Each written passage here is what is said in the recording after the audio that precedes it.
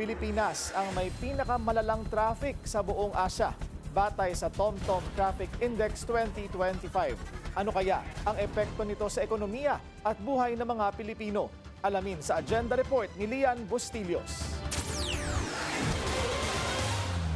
Humigit kumulang 6 na araw ang nauubos na oras ng mga motorista sa Metro Manila dahil sa traffic. Batay ito sa datos ng 2025 TomTom Traffic Index kung saan tumungtong sa 40th place ang Metro Manila sa mga lungsod na may pinakamalalang traffic sa buong mundo, habang 12th place naman ang Davao City. May tinatayang 57% congestion level ang Metro Manila. Sa isang 15-minute drive, aabot lamang sa 4.7 kilometers ang natatahak ng isang motorista.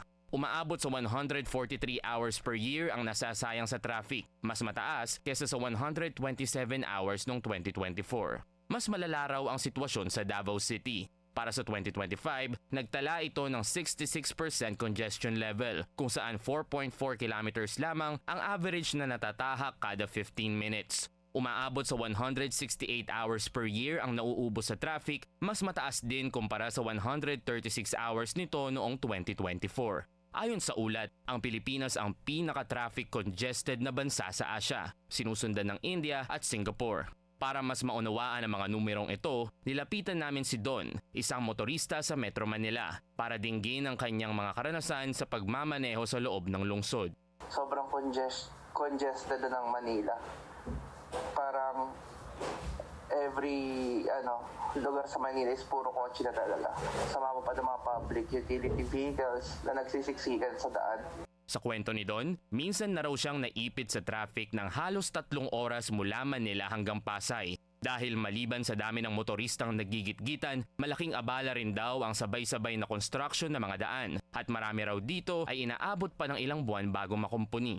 Sana naman pag nagbungkal sila ng daan is within maliit nila yung target na katapusan ng project dapat. Minsan kasi sumasobra pa sila at lalo nagkakos ng traffic. Minsan umabot na 1 taon na nakabuwang-buwang lang yung mga butas ng mga daan. Samantala, patuloy na naghihintay ang publiko sa pagtatapos ng mga proyekto ng gobyerno na naglalayong magpagaan sa daloy ng trapiko. Kabilang dito ang rehabilitasyon ng EDSA na inaasahang makukumpleto sa darating na May 31. Para sa Agenda, Lian Bustillos, Billionaire News Channel.